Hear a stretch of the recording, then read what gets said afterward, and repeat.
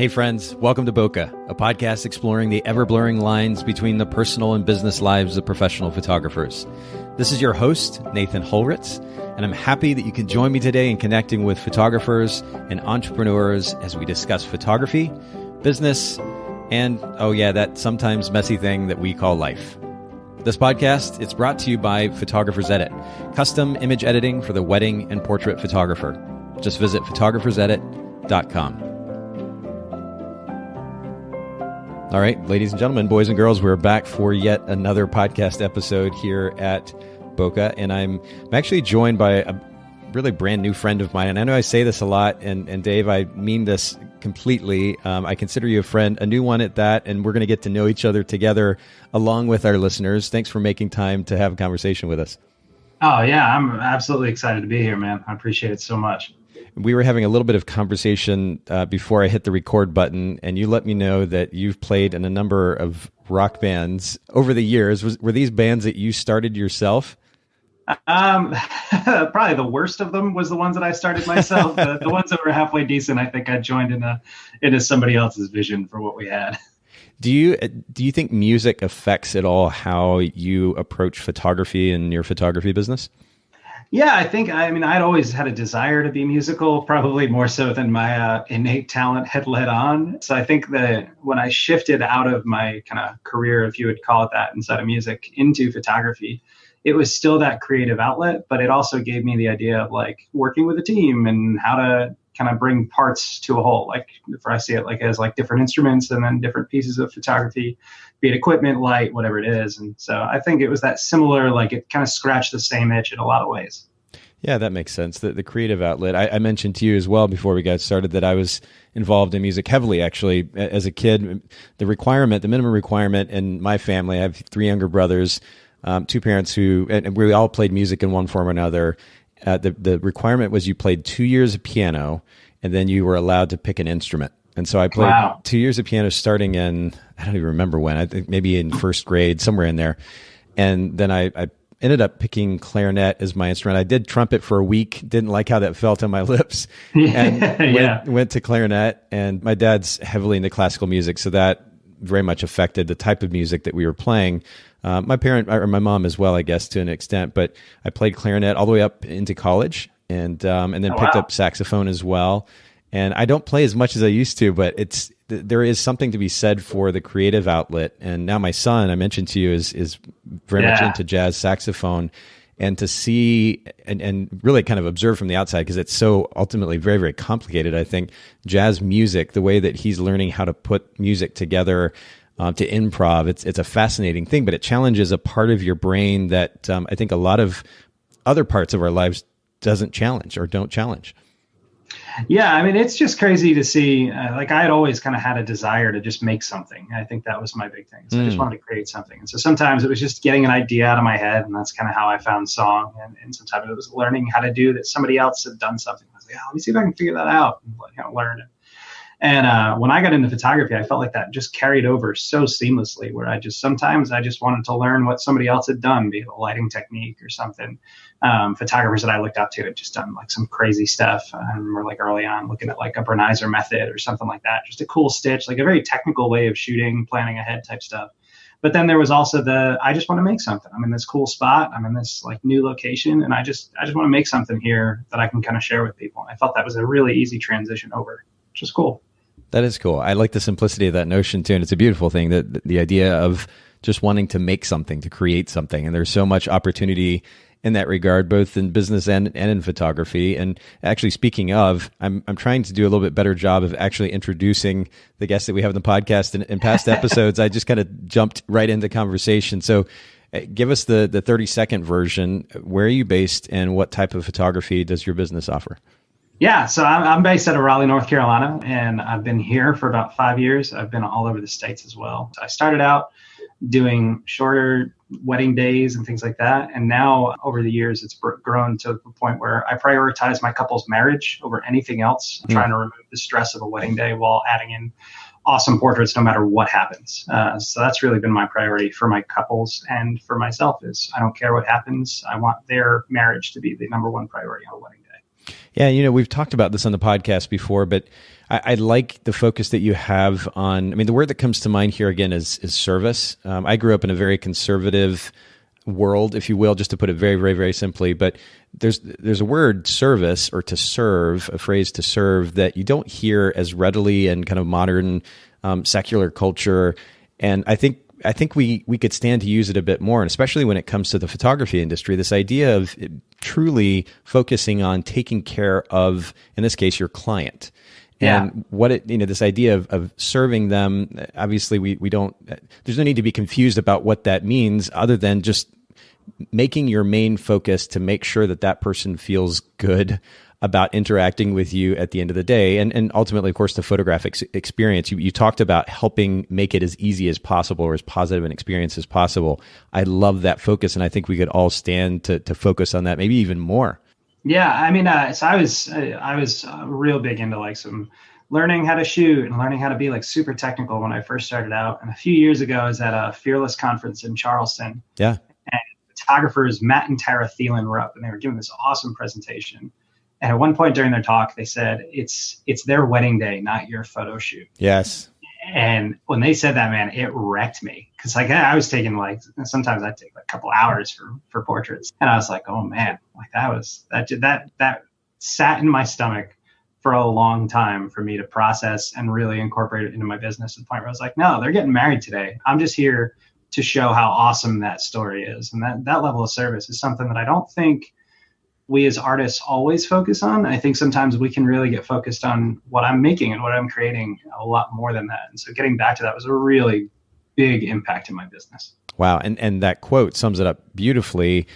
But I think it's also good to point out that these concepts aren't mutually exclusive, right? I mean, it's almost a fun challenge to figure out how to be as creative as possible within the context or the focus of, I want to make sure that my clients feel incredible because of the way that they interacted with me. And by the way, what's interesting about that is something that we've also alluded to in the podcast before. A lot of the experience the client has with us has little to do with the actual photography and more to do with how they feel as a result of interacting with you and your brand, right? Yeah. Oh man, there's so much we could unpack there. It's just remarkable that like you can't fake this. Like it's when you really prioritize your client on kind of over yourself as an artist, you're actually able to create better stuff because of how much you care, without losing that kind of personal and priority of them as a couple. And it's remarkable how much of a difference I've noticed in my own work, how much better it's gotten just since I've made that the focus, instead of, all right, I'm in this cool spot, let me take 5 off-camera flashes and make something amazing. Right, make it your production, and like you said, your show rather than their wedding day. That quote was really, really good. There is something to be said for the service itself, the experience itself that we're creating for our clients. And in many cases, or at least elements of that experience, may not necessarily be so different than the photographer next door. But I am curious, what is something that your photography business actually does different than other photographers in your market? And phrased another way, this is a question we ask a lot on the podcast. What is your photography business's brand position? Yeah, so it's actually kind of funny because I've got photographers that I know in my market that are also like great photographers that speak all over the place. But the big thing that I do different is I'm not the anything to get the shot person. It's just the antithesis of probably who I am as a photographer. Is I'm going to make sure that I'm never distracting, be it the bride and groom, be it the bridal party or guests, from their wedding day. Okay. And so I really prioritize that marriage over anything else. I mean, I got into this because like I grew up in a pretty rough place, and I really care a lot about marriage, my own, the couples I shoot. And I really just want to preserve that for people. And so that's really what I think sets me apart more than anything else, is I really, really care about their marriage way more than I care about fancy pictures or a day. And if I can tell that story well, I honestly believe that my pictures can help marriages last longer. That's cool. But you're talking about a mission essentially there that is way bigger than you, your ego, your art.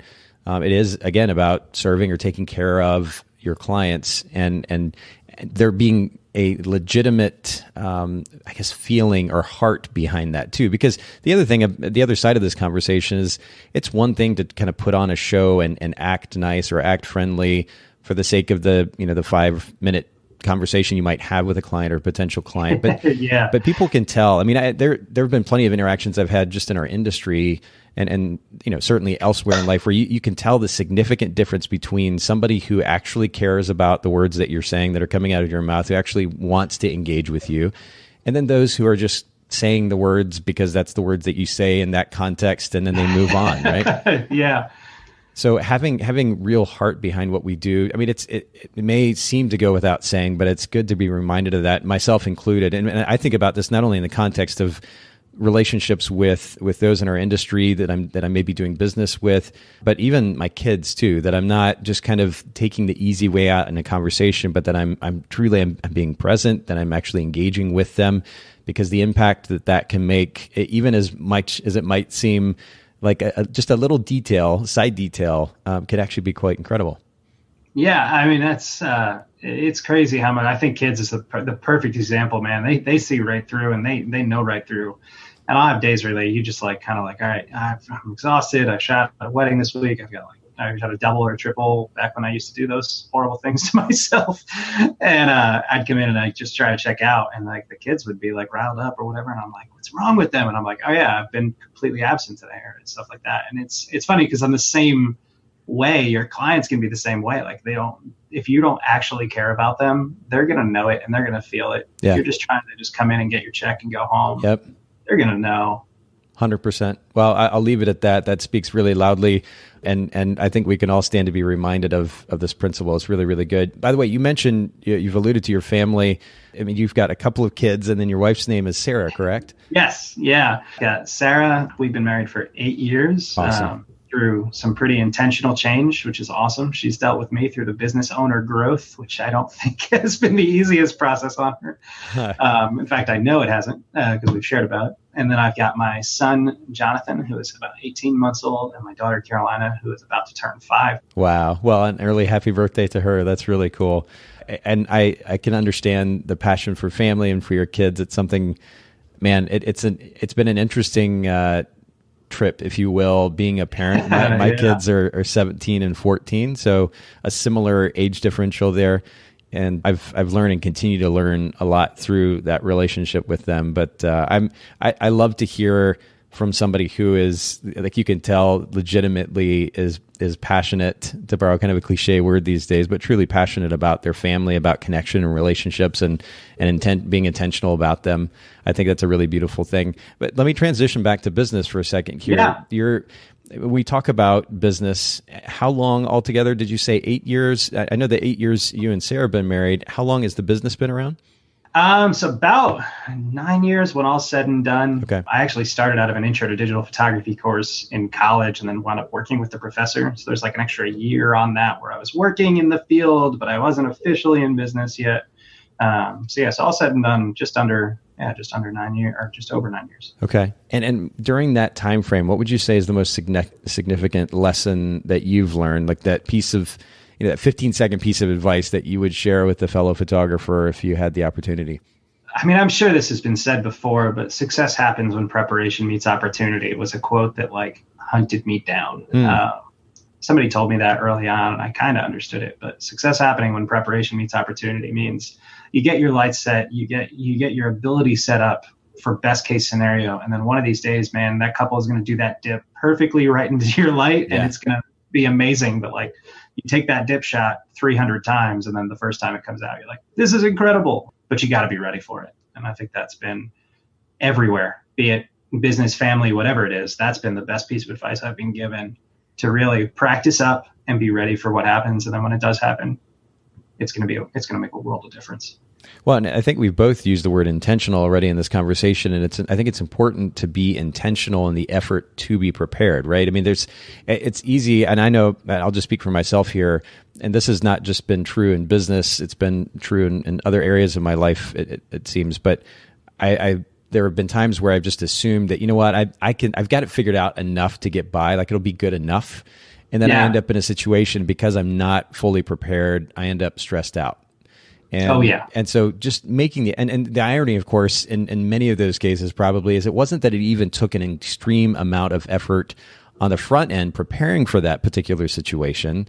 It was more just me being lazy and not making the effort. And the reality is, if we put the time, the effort, and energy into preparing for that, there's so many different possible scenarios that we might run into as a wedding photographer, for example, just a professional photographer in general. If we actually put the time and effort into preparing, we can be in that scenario. The stress is not an issue. That enables us then to focus on the connection with the client or the clients and be a better photographer as a result. Yeah, I've got this. I get this shot, and it's won a few awards because it's the couple is it's their first dance, and I got these two off-camera flashes, and the couple just turned in this just peak of emotion shot, and they're just so happy looking at each other in the middle of their first dance. And the light, I've got cross lighting on them, so I'm lighting from two different corners of the dance floor. Both of my lights hit both of their faces perfectly, and they're opposite each other. This thing just is amazing. It's one of my favorite shots I've ever taken. But like, I learned that lighting technique by setting up that in my kitchen, taking pictures of like tacos or something on my table or something, until I was like, yeah, this is what the shadow should look like in that. And so like, it's funny to see, like, you see the one side of it, which is like the full shot, and there's all this emotion and stuff. And then like the preparation for that is really just a weird situation where I'm annoying my wife and she's trying to make dinner, and I'm like, no, I want to see this. She's like, dude, you got to chill. That's so funny. I've totally done that kind of thing before. Yeah, that's great. It doesn't matter where it is, right? We can set up those lights and get a camera out and, hey, can you turn this way? Can you turn that way just a little bit and lift your head up there? And yeah, no, I totally get it. And by the way, for those of you listening in, speaking of Dave's work, you can check it out if you just go to Dave, D-A-V-E, Shay, SHAY.com, DaveShay.com. And it's the same thing on Instagram. By the way, Dave, I have to ask you, just kind of random point of curiosity here. I'm on the recent work section of your website, and I scroll down to the Full Moon Resort wedding with Charlie and Caddy. That picture right there, the depth of field component is really interesting. What lens were you using to shoot that with? I'm pretty sure that was an 85. That's actually a Brenizer. So that's the second time I've mentioned Ryan today. Just kind of always been inspired by him from afar. So that's a Brenizer stitch, and I'm actually standing in the middle of water, taking that with probably an 85-1.4 and probably my D4S. Wow. Okay. So tell us all what a Brenizer stitch is. What does that involve? Yeah. So, I'm going to butcher this, I'm sure, on the spot. So it's essentially the short version of the way that I would normally explain it if I had a bride or groom ask me is that I'm taking a portrait lens and I'm turning it into a landscape. And so I can take the benefits of shooting with a longer lens like an 85-1.4, so like the compression, the depth of field, the kind of dreamy look to it, and then I can create a wide angle shot by taking, sometimes I think that one's probably around 80 or 90 frames, and stitching them together to keep that depth of field, but also kind of include the rest of the scene. So like there is this really awesome place in New York that I flew up to shoot, and I stood in the middle of the river. I think it was pretty cold too. So and to shoot, but like I wanted that scene. I wanted to show what it was looking like. Well, it's an amazing effect, and certainly one that caught my eye. So again, those of you listening in, we'll link to both the website and Instagram in the show notes, but you're going to want to make sure you go check this out. It's quite stunning. And wow, that many shots to put together an image, that's quite the commitment on your part. Yeah, that's actually, Lightroom makes it surprisingly easy. Okay. One of my favorite things about the Brenizer stitch is it can make like a serious like low impact on clients or sometimes even other photographers. But Lightroom, if you keep it under 100 frames, Lightroom will stitch it automatically for you. And it's usually pretty good as long as you've got some overlap. So like during my culling process, I'll actually build that in Lightroom. Once everything's imported, before I start editing, I'll build those things out, and usually it'll add on like an extra like 10 minutes, but I'm usually doing something else. So it's really no additional work to your workflow, and it's a big thing to separate you in your market, which is cool. That is cool. That's beautiful. Well, talk to us about time, because I mean, we've mentioned the fact that you have family, and having family and business can be tough, especially as you alluded to, growing a business, developing a business. Can be stressful, certainly time consuming, and that can take away potentially from close relationships. What's one tip or technique, workflow concept that you've implemented in your business that's helped save you time, going to give you more space for not only yourself, but of course for your family as well? Well, so I think automation has a largely bad rap to it. And so I always want to mention, like, I've tried both sides of this coin. So like when I first started out, I was friends with every single client that I had. And so I would build out relationships with them. We'd go out to dinner multiple times, and I would spend as much time with every client that I could. So every email that I sent out would always be super, super automated. But the problem is doing that, I wound up burning myself out. And I wound up stressing my relationship at home with my wife. I wound up not spending the time I needed to with my kids. And my clients wound up with was like a frustrated photographer on their wedding day that was sending them super really nice emails. But like by the time I got to their wedding, I was so fried that I didn't put it all in. And so I think one of the things is like, don't look at automation or time saving techniques as like, oh, well, I need to have everything super personalized all the time. You have to be the best version of you for your clients. Like if you've got stuff going on and you can't sort that stuff out, it's going to show up on that wedding day. And so my biggest takeaway was if it doesn't need my handwritten touch, like if it's not going to like really impact the client's lives, I found ways to automate just about everything about my business. To the point where in 2014, when my daughter was born, I was doing about 60 to 75 hour work weeks on a good week. Bad weeks, I'd go way, way over that. Sometimes I think I had tracked like 115, 120 hour work weeks, which is just unreasonable for anyone. Wow. And then when I said, my wife and I talked through a lot, and through Sarah's grace, I really was able to look and analyze a lot of stuff that I was doing. About 2 years of being intentional about my time, I was able to get it. So now I work about 15-hour work weeks in terms of my photography company, which is pretty crazy of an adjustment. And that usually includes shooting. So door to door, so like from the time a client contacts me to the time they leave, I spend 23 and a half hours on average with every single client that I work with, where that number used to be about 60 per client. Wow. And how many, maybe you already mentioned this, but how many weddings roughly will you shoot in a year? So that year that my daughter was born, I shot 53 weddings, which I do not recommend a year that you're bringing a child onto this planet, because that's no associates. 38, 39 of those were for my own studio. So it's about 40 for me and about 10 or 15 for other people. And I see like I built an incredible business that year. I almost lost a lot because of it. Yeah. Yeah. So you mentioned the significance of automation, and we're actually going to be touching on this in much more detail in just a bit. But I like that you mentioned how this doesn't have to be an all or nothing proposition, kind of like we were talking about earlier. Being a creative, being a photographer, and also focusing on relationships. These are not mutually exclusive propositions, just like automation and also being engaged don't have to be mutually exclusive. You leverage one for the sake of the other. And I like that you point out it ultimately enables you then to be truly present and engaged at a level which will be impactful to your clients on their wedding day, or in the case of portrait photographers, for the portrait session that they may be photographing. And I hesitate to use word balance here because that is such a subjective idea, but it's what we're talking about is it doesn't have to be all the way one way or the other. And that's important to keep in mind. What would you say is one of the most impactful business or self-help books that you've read or listened to?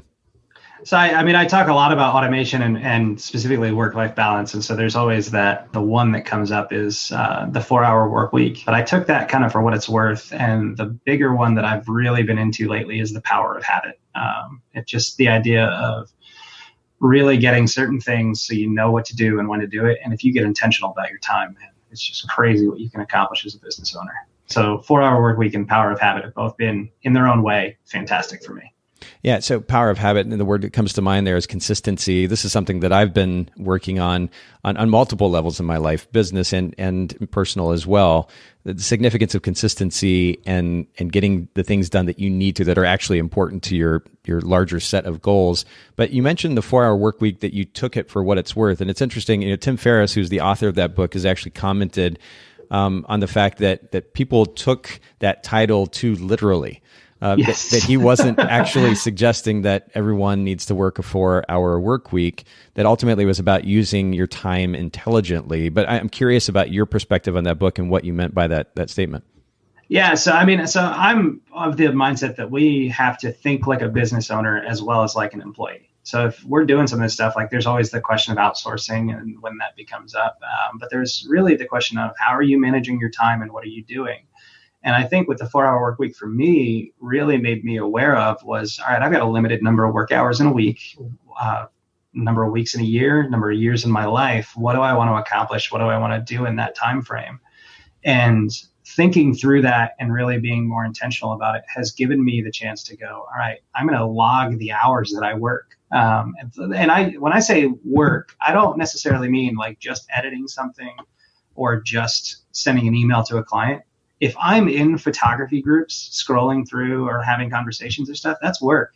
If I'm talking about which lenses I need to purchase, that's work. And so anything that's not me directly engaging with my family, my wife, or the things that I really want to be pursuing outside of my photography career, if that stuff's work, then I want to get that down to as little time as I possibly can to still be as effective as I possibly can. And so it's a delicate balance for sure, but I really care a lot about making sure that I'm limiting that stuff. And that's what I think the 4-hour work week was great about, was giving me the idea of like, hey, you got to be intentional about this. And once you kind of have that awareness, there's a few systems, like a few kind of tricks you can take along the way. Well, and we'll link to both these books in the show notes for those of you who are curious. I think another book that goes along well with the 4-hour work week is The E-Myth, or The E-Myth Revisited more specifically, is the one that I read, at least a good segment of. Talks about the significance of developing systems, systematized business for the sake of scalability for the long haul.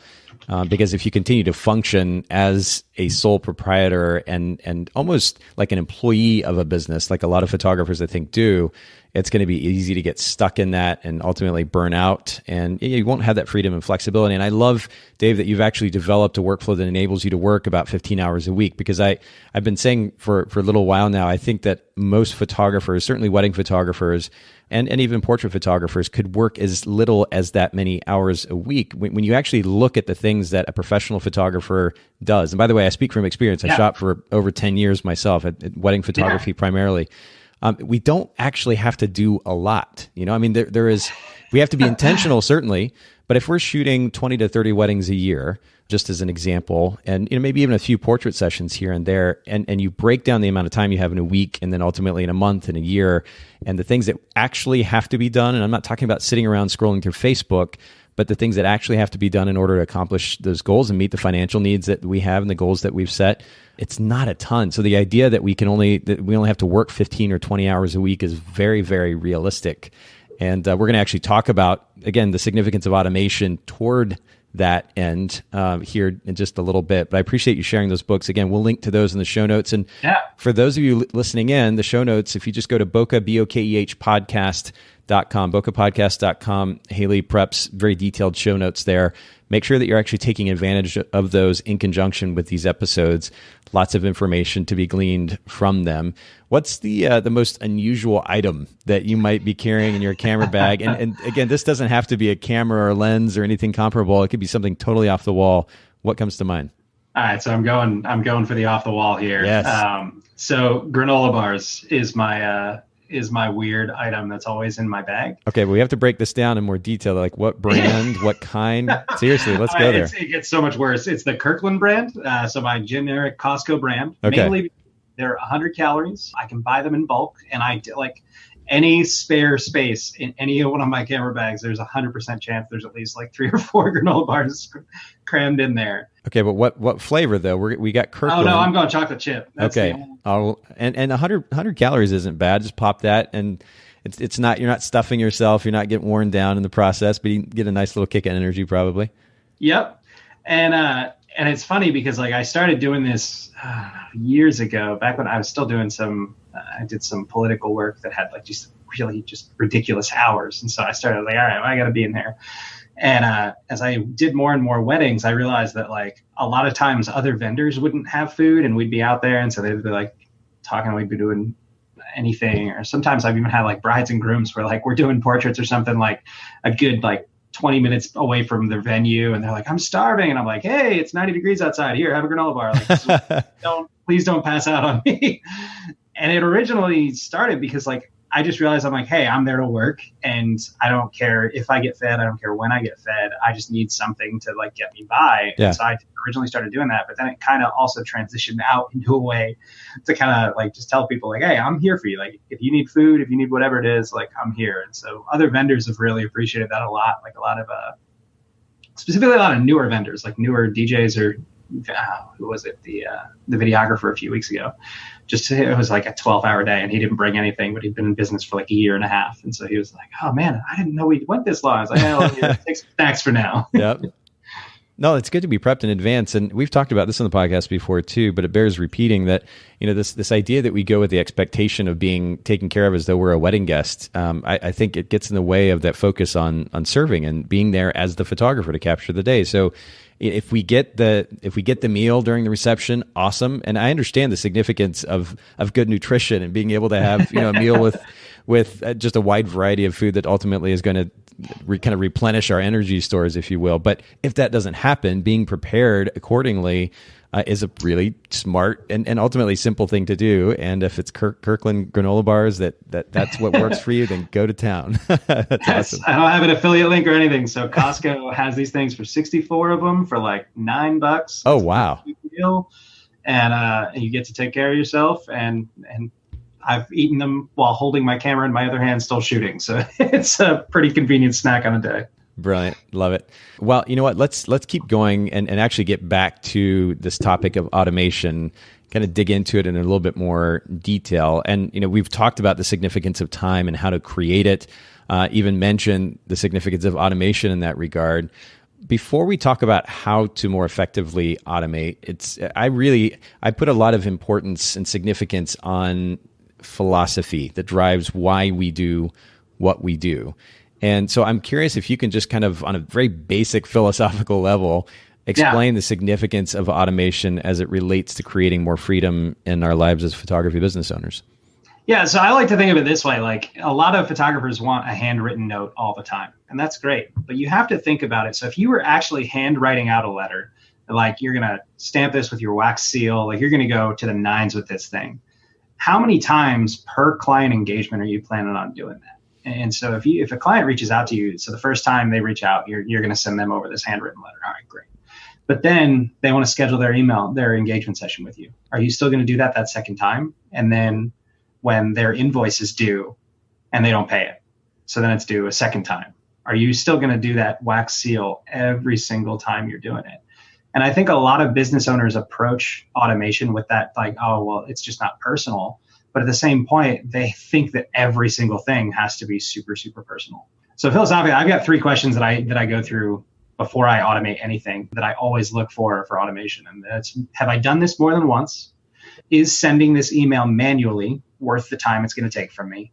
And then this is my big one. If I forget to send this, will my client be more frustrated than if I send it on time and it's just not as personalized? And those are the real big things where when it comes to automation, I think so many people want it to be so personalized all the time where like if somebody's balance is due, it's pretty easy for me to send them an automated invoice reminder that says, hey, you've got a balance being due. And it actually is better for their client experience if I'm sending it automated, because then they don't think I'm personally harassing them for money. Well, not only that, but I think it's easy then to almost project onto the situation that, oh, this client's not good. They're not going to think as highly of me or their experience with me if I, as you pointed out earlier, didn't write a handwritten note or didn't actually pick up the phone and call them in every single instance. And it's funny, I was just having a conversation with one of the management on our team at Photographers Edit. Her name is Tanya. She heads up customer service. And we were talking about the way that we're spending time and ultimately the way that we have various members of our team allocated the things that they're doing. And one of the things that we have put a lot of priority on is making personal phone calls to new clients, to clients who are placing first orders, and then ultimately to clients who have been working with us for some time as well, or who are placing ongoing orders with us. I think there's something to be said for that personal touch. But the conversation that we are having today also was looking or considering how effective is that effort? Is it worth the, as you pointed out earlier, the amount of time that we're putting into that? Is this, am I ultimately projecting the significance that I find in it on the experience of everybody else? Does it actually matter that much more to them and how they see Photographers Edit? And I don't have an immediate answer to that. And this is something that we're going to kind of go through and try to figure out and ultimately make some decisions about. But I think it's really great that you bring up the importance of at least taking the time to consider, is automation an option here? Is it really going to take away from my brand's presence in my clients' lives by automating some of these things? Yeah. And I think a lot of times there's things you can use automation for that aren't just the immediate thoughts. Like everyone just thinks of like, oh, my automation. So that's going to be my invoice reminders, my questionnaires, and my scheduling. And that's it. That's all that they think of in terms of automation. But there's so much you can do to increase your brand's presence and like awareness inside of your clients' lives with automation that there's no way you'd be able to do otherwise. Like, so when a client reaches out to me, I have about 3 to 5 personal points of contact with them from the time they reach out to me originally and the time that they are married, done, out the door, like they're no longer my problem. And I've got 3 to 5 like personal, like, hey, I'm super involved in this, but I have 47 emails that templates that go out to different. So like probably every client doesn't get every single one. So it's probably closer to like 30 or 35 emails that every single client gets from me in that gap. And so you think about 7 times the amount of times that I'm doing something personal, they think that I'm doing something personal, like actually being involved with them. And it's crazy how much more taken care of my clients seem now that I automate things than before I ever automated anything. Huh. Now, you mentioned being able to send out these many emails. Do you have, maybe we're going to be talking about this when we get to tools here in just a little bit, but what platform are you using to send out that many to these clients? Yeah, so I primarily use Tave and Shootproof, and they both have automated email systems built in. Okay. So a lot of the stuff with Tave is probably what does most of my heavy lifting, including like the contracts and questionnaires and all that stuff. But it also does an email campaign like based on if they're a lead. And it's super customizable to the point where like I do weddings all over the States. And so I used to have on my contact form, where are you located? And then if they were in North Carolina, they get one sheet of pricing back and then a different conversation, then a different one. So Tave does most of my heavy lifting, but Shootproof, once the gallery gets delivered, a lot goes on in the Shootproof side of things as well in their automated emails. Okay. And maybe we can get into some of that in a little bit more detail here in just a second. But if you don't mind, will you repeat those three questions that you said that you ask yourself when you're determining whether or not something is going to be automated? Yeah, 100%. So the first one and the most important one is, have I done this more than once? Okay. So outline your week, look at what's going on and see, you know what, I've sent this email 3 times this week. Yeah. Like to 3 separate people, or like, and just look at that, because there's a good chance if you've done something, if you're doing the same task more than once, you're wasting your time. And it could just be a template or an automation. So if you don't want to do it completely automatically, build it out as a template and stop sending the same thing. Yep. Like, yeah, when a new inquiry reaches out, we change and you're getting married at this venue. All right, cool. Let me talk about this one. But you still have that same paragraph that introduces you to your pricing. And if you don't have the same thing every single time, you're never going to be able to measure effectiveness. And so you want to be able to look at that long term and see, is this going on? So you want to start building out those templates. So have I done this more than once is probably the biggest indicator that something should be automated. Okay. Number 2 is sending this email manually worth the time from my hourly rate? That's the important thing that it's going to take me. So in an hourly rate, if I can send out 20 emails in an hour, what does it look like if like I'm going to be sending it out manually and every single time? Like, is this really adding that much value to my client's experience where I'm willing to take that much time out of my day to send it over? Yeah, and that hourly rate conversation variable there is so important. It's great that you brought that up. I could do tangents on hourly rate and how much money. Because like when I told you I was doing 50 weddings a year, my hourly rate that year, when I broke it all down on what my profit was and everything like that, I was making like $7 an hour. Wow. If that, I think that's actually a way overshot of what I was actually making when you count out my time. And I was doing real well for myself that year. I mean, on paper, my numbers looked awesome. Sure. But, there is that flip side. And so sending that email, is that actually worth it from your hourly rate? Got it. What's the last question? Yeah. And the last one is, if I forget to send this, will my client be more frustrated than if they get a less personal response, but it gets delivered on time? Got it.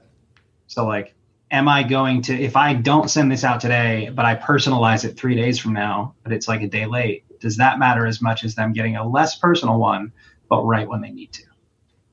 Okay, so now you mentioned automating communication, but what are some of the other more significant elements of your business that you're currently automating? So you can do a lot with a little bit of digging. There's this awesome tool called Zapier, and it kind of connects a bunch of things together. And so I found that I can take Tave emails and I can email questionnaires outside of Tave that I've taken inside of Tave and actually email them to my blog via Zapier. And so now all my blog post stuff is done from Zapier, and all I have to do is log in, upload pictures, and call it a day. And so there's some pretty crazy stuff you can do in terms of automations. That's probably my favorite one, because that used to take me about an hour all said and done to transfer everything over. So 20 weddings a year is where I kind of sit right now, 20 to 30. That's 30 hours of my life that's back in my pocket that I can do whatever I want with. You have communication blogging, which is, by the way, I mean, the significance of, or the blogging still holds such a significance when it comes to our web presence. Particularly with regards to SEO, that it does actually matter. I mean, I was even left wondering how much blogging actually mattered with the presence of Facebook some time ago anyway, but we've had recent conversation regarding SEO practices and how blogging is tied significantly to that cannot be minimized. Oh yeah. Blogging is the easiest money you're going to make. And that's one of the things where I'm like, all right, well, I have to do this. It's not like I can just ditch it. Yep. But I really hate doing it. So let me see what I can do to kind of circumvent that a little bit. And so now, I mean, it's gotten to the point where I automate the posting of it and doing everything like that. I actually pay somebody an hourly rate to go in and upload the images. So it's completely off my plate, and it's taking them less time. So now I'm paying them less per hour, or well, less hours than I was beforehand. So it's just a nice way to kind of get some of that stuff off your plate and go from there. How long did it take you to set up that workflow with Zapier? The first time I was kind of like really trying to figure it out and make some sense of it. So the initial setup probably originally took me about an hour. Okay. Maybe, yeah, you could ballpark and say like somebody doing this for the first time, you're going to have to message their support. If it's like just not your language, it'll take you 2 hours. Yeah. But so you know, still. you point out that, I mean, the possibility that it might take 2 hours to then save hours and hours and hours and hours after that. And a lot of photographers might argue, well, I'm just not tech savvy. Workflow is not my thing. It's really understanding the significance of the investment of time in setting up these workflows initially. Granted, you may not fully understand how to go about this process. We have this wonderful tool called Google that we can actually leverage. And as you pointed out, the support teams associated with these various companies, it may take a little bit of initial time investment. That's okay. Yeah. Making that effort, though, translates to incredible amounts of time saved on the other end. I mean, this is a conversation that we have at Photographers Edit quite a bit. The significance of taking the time to communicate. It is in many cases with these companies that we might work with, there might be some type of relationship involved. It certainly is with Photographers Edit. It requires the investment of time, more specifically in communication, in order to establish the workflow. But once that's set up and going, the amount of time that you save on the flip side of that is more than worth it. So understand that there may be investment in time setting up these workflows, but that it is going to pay off significantly, and it's worth setting them up. You know, I mean, the conversations you always hear around solutions like Tave or ShootQ or some of these other CRMs or CSMs is that it takes so much time to set it up and they're complicated. And that may be the case to a point, but being willing to invest the time initially is going to save you tons down the road.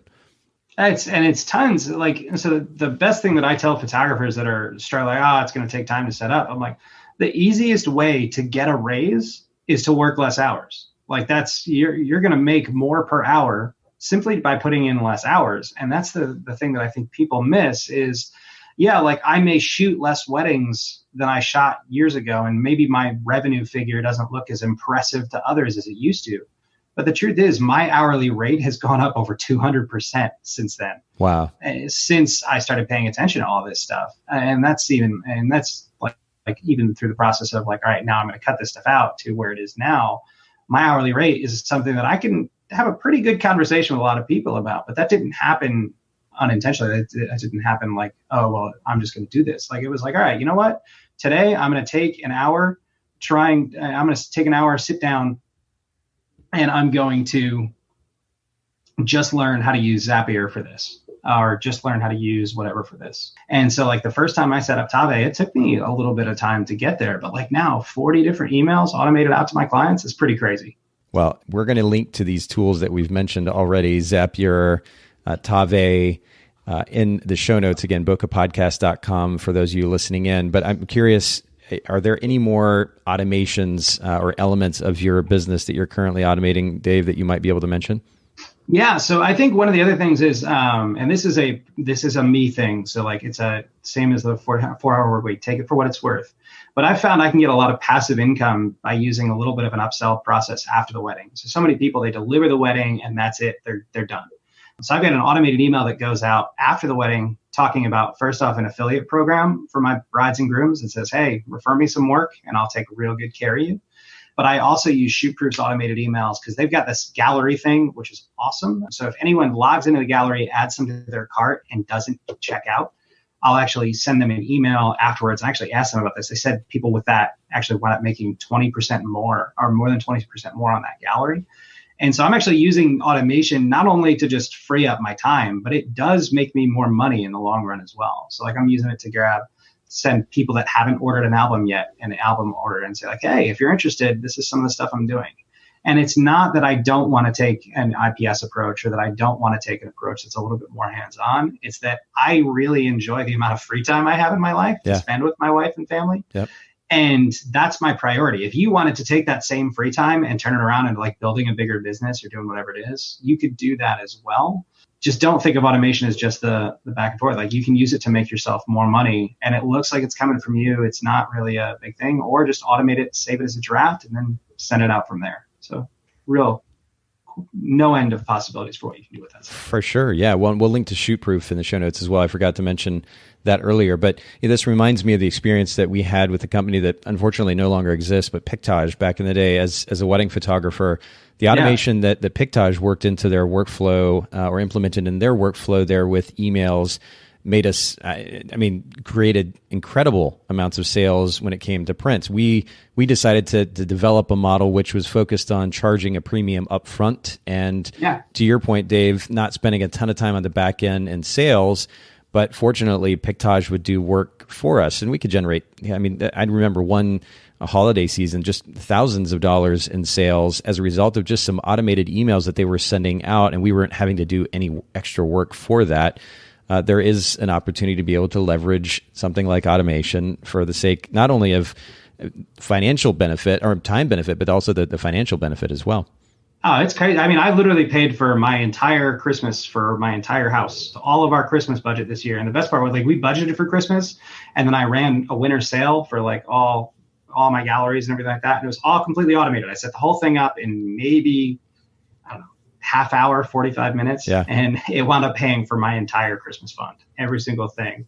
And I didn't have to do anything. I was watching stuff roll in and I was out, I think my family and we were out hiking and I was getting emails in, like people placing orders. I'm like, this is the coolest thing that has ever happened to me. Like being out with my family and we're hiking and like I've still got my phone on me. So like I know what my business is doing. I'm not really super paying attention to it, but watching my phone like ding like 3 times, 4 times every like 20, 30 minutes and be like, gosh, this is crazy. Like how does this happen? And I'm making money while I'm doing what I love. And so I think there's a balance to that. And the best part is I'm not taking advantage of my clients. I'm giving them something that I truly find valuable. And I'm still going back to that. I'm still serving them by saying like, hey, I do think prints are valuable. I do think this stuff is here. But I'm also bringing that back to what's valuable for me. And my clients can appreciate that. Like, it's a good thing that I spend time with my wife and kids. It's a good thing that I'm enriching myself as a human being on this planet. That sometimes I'm like, whatever it is that I'm working on, that I'm giving my all to that and I'm not working around the clock. Because that's really what matters to my clients, is seeing that I'm actually a person. I do things. It's such a big I do things. Yeah, that sounds I think everyone has this expectation that they look and they think that their clients all think that they're going to be behind the computer all the time. Like I'll have people that message me like, oh, when's my gallery going to be ready? Right. And so we've all gotten that email a million times. And so I've done 2 things. I've preempted that with an email back to them the day after the wedding automatically that says, hey, just so you know, here's what to expect from me over the next 6 weeks. So that goes out. Right. But in addition to that, if I do get that text still, I'll send them like, hey, I'm out with my family right now. I'll probably check back in with you on Monday morning or something like that. Yeah. I don't think I've ever had somebody like lose their mind with me. Like, oh my gosh, why are you not working? It's a Sunday at 3 p.m. like they know that you're a human being. And sometimes I think we treat ourselves worse than our clients do. And then we project that onto our clients and expect that they have the same expectations. Yeah. Yeah. So just because somebody texted you doesn't mean they expect you to be working. It means they're thinking of it right then. Yeah. So they're shooting you a text. And so if you like respond back with, they'll be ready when they're ready. Like now you just ruined that client's expectation when they're just like, oh shoot. All right. Well, never mind. And when it could have just been like, oh, you're out with your family right now? Oh, don't worry about it. I'll catch up with you next week. And so you set the tone there when it's really just about your expectations for yourself. Love it. Well, I mean, this has been a thought-provoking conversation and certainly a valuable one for myself as well as our listeners. And I really appreciate you making time to share your thoughts on this, Dave. And I know that you have some experience teaching in this. Are there other ways that our listeners can learn a little bit more about these principles? Do you have workshops coming up? I know that we didn't talk about this ahead of time, but anything that you can share where they can learn more about these principles for the sake of their business? Yeah, so in the past, I've done a lot more of a bigger scale kind of workshop thing. I've kind of scaled it back a little bit to do one-on-one stuff. And so the contact for that, you can actually go right to my website, just daveshay.com. Or if you want an easy way to find my website, you can go to myphotographerlovestacos.com. Brilliant. Which is super easy to remember, and get in touch with me directly there. So that's where I'm doing it. I'm doing one-on-one coaching right now and guiding people through, hey, here's how you build out your business in terms of systems, in terms of setting stuff up. And here's how you take your life back from your business so you stop working your life away. So good stuff. Yeah. Well, and we'll make sure to link to all of these in the show notes, Instagram as well, Dave Shay. And Dave, again, thank you so much for making time for the Bokeh Podcast, for our listeners, for sharing what you've learned in the significance of time and how to get more of it back. Such a pleasure, man. I love what you guys do, and being here is really, really a privilege that I can't thank you enough for. Thanks so much for listening to the Bokeh Podcast today. Will you let us know what you think by leaving a review of the podcast in iTunes or maybe in the Apple Podcast app? And I'd love to hear from you personally with your thoughts about the podcast, maybe suggestions about future topics and guests for the show. My direct email is nathan@photographersedit.com. The Bokeh Podcast is brought to you by Photographers Edit, custom image editing for the wedding and portrait photographer. Just visit photographersedit.com.